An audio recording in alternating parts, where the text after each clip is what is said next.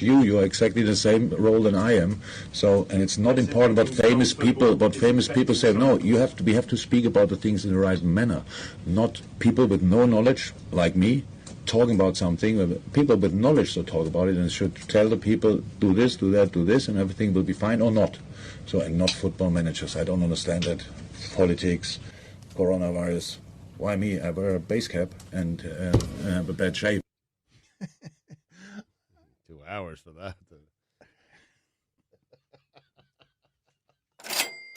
Aquí lo que importa es el catch. He's right, Bo.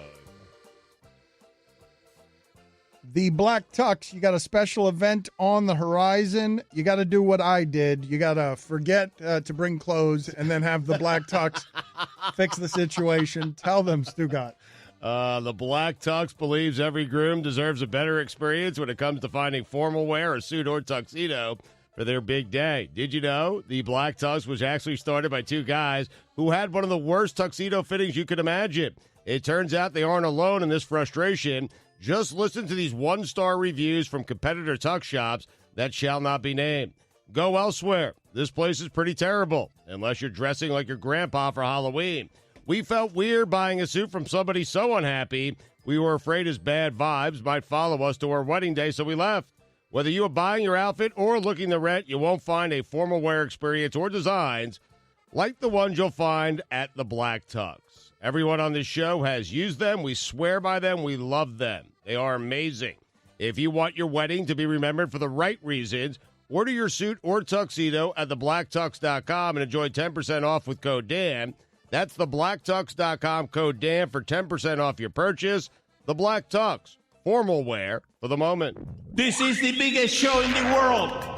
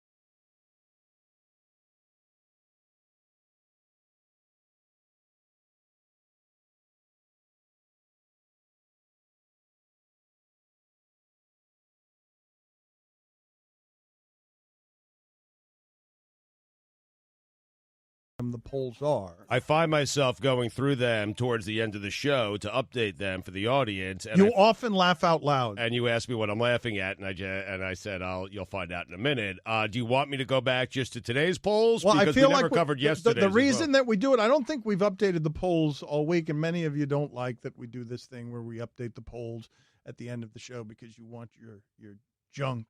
You want the live stuff. You don't want polls. But the reason that we do it, beyond just the randomness, is sort of to review and revisit any conversations that we've had over the last 2 or 3 days to see if there's anything new that anyone has on the subject. So, I don't think we've updated any polls this week. You could go back to the beginning of the week and update them all now. All right, let's do it. I'm going back to Monday. Does Tony Romo get you more viewers than 2 camels would? You guys remember covering this one? I updated this poll. Yeah. All right, okay. So you want to go to Tuesday? So that's fine. Yes, we'll go to Tuesday, and you'll scroll through all the faces here, and you will help us find out. Are there any pressing? I'm really interested in what people are going to say, whether they'd rather know that how they're going to die or when they're going to die. All right, I'm at today's polls. Did you know that Tony Romo, or yesterday's, excuse me, did you know that Tony Romo is Mexican? You guys made fun of me about this. You guys said it's ridiculous. Everyone knows that he's Mexican. His middle name is Ramiro, like everyone. And you guys made fun of me. You said I'm an idiot. Mm-hmm.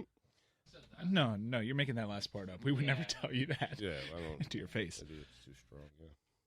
75.6% of the audience said no, they had no idea Antonio Romo was Mexican.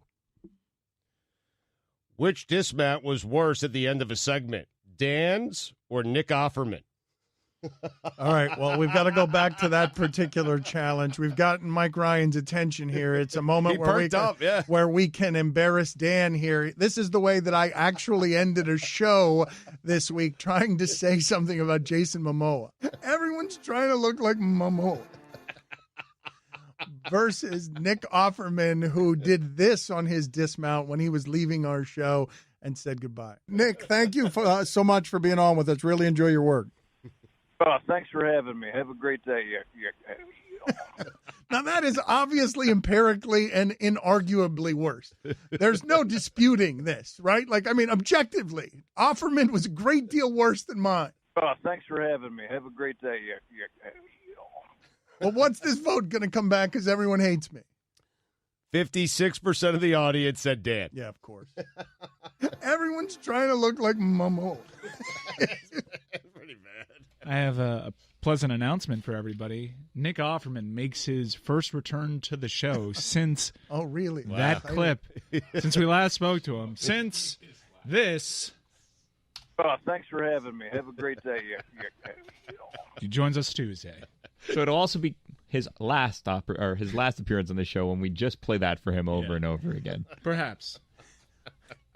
I would like to ask him what happened there. Like, I'm sure you would, Dan. Yeah. That's why he made the joke he did. Uh-huh. Yeah, last time, because we're inevitably going to push him away.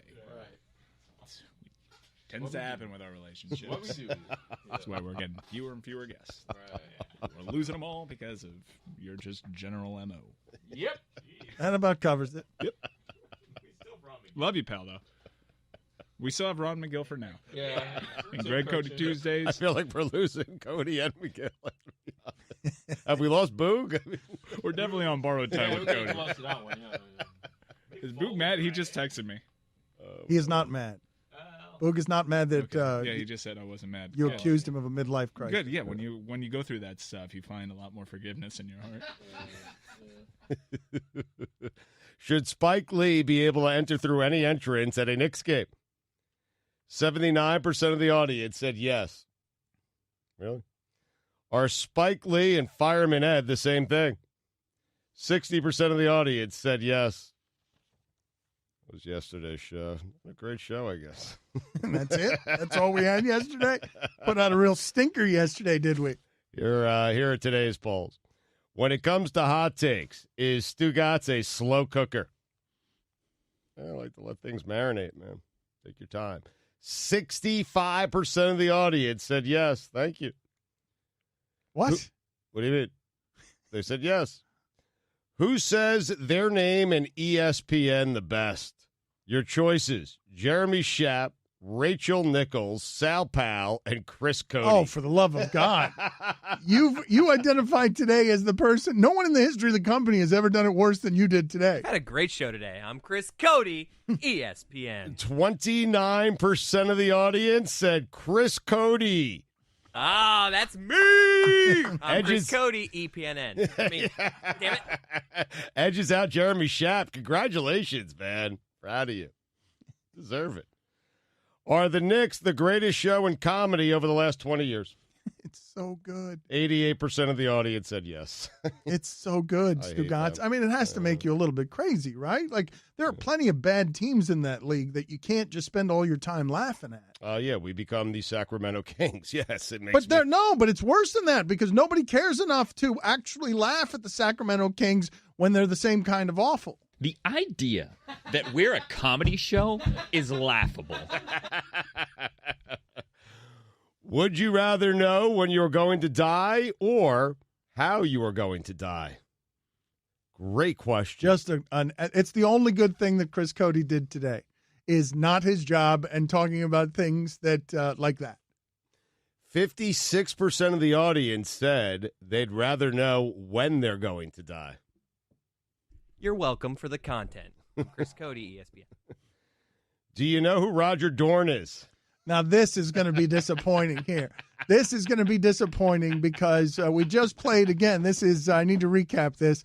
This is a song done by Scott Stapp of Creed, and he did it about the Marlins. Marlins will soar. We don't have the rights to that song, and we don't want Scott Stapp to try and take money from us by overcharging us for the song. So earlier in the show, we played our own, rendition from 10 years ago. Roger Dorn!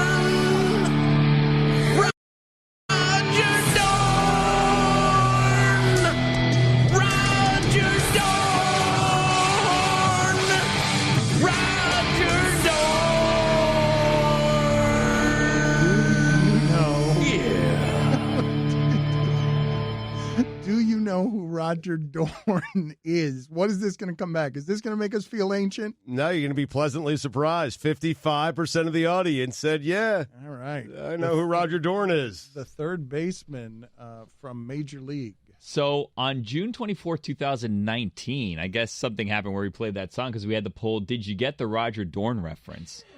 And that day, 54% of the audience said no. But on this day, 54% of the audience said yes. All right. It's what awareness. People something. We are 1% less worse. Yes. We are a place where people learn. And we're also the show that has done the Roger Dorn poll multiple times because we've run out of ideas. That's right.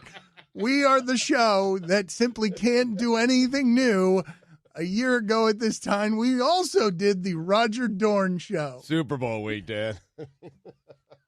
You just heard the Dan Le Batard Show on ESPN Radio. All right, bye.